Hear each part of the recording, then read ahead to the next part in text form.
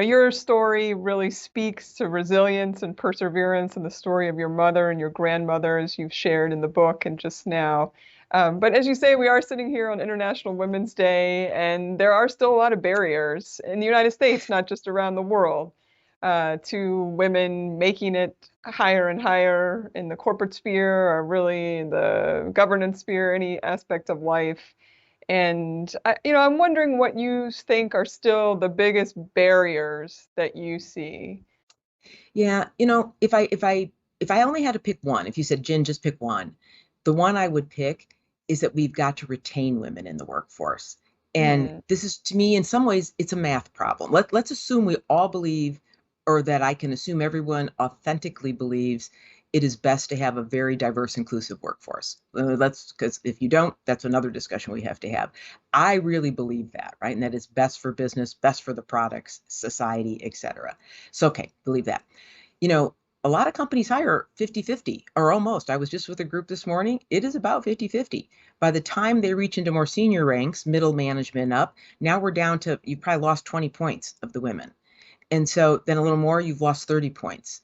And that's why I said if I could work on one problem, and it's not a silver bullet, I worked on retaining or bringing back women into the workforce. I just saw a survey, I think it was McKinsey that did it, that for every two director level women who leave, one is only promoted. So that's not a good, directional statistic.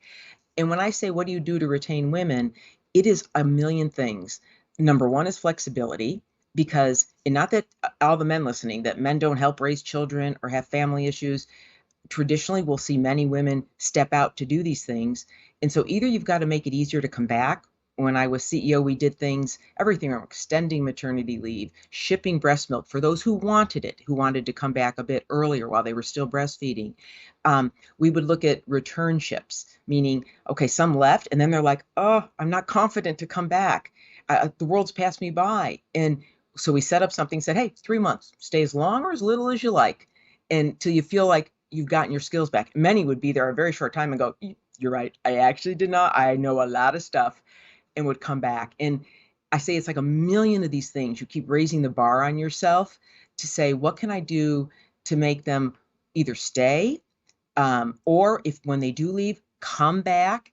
And that to me is the number one thing that we could do right now. In addition to, I know people like me feel very strongly, all my colleagues at this point in their life, those of us that were CEOs, whether it's Ingenuity, Ellen Coleman, the group, the way to pay it forward is as well to really sponsor women. And, because at this point, you do know a lot of people and can help a lot of people. But that retention point, keep them in the workforce or get them back fast, to me would make the biggest difference.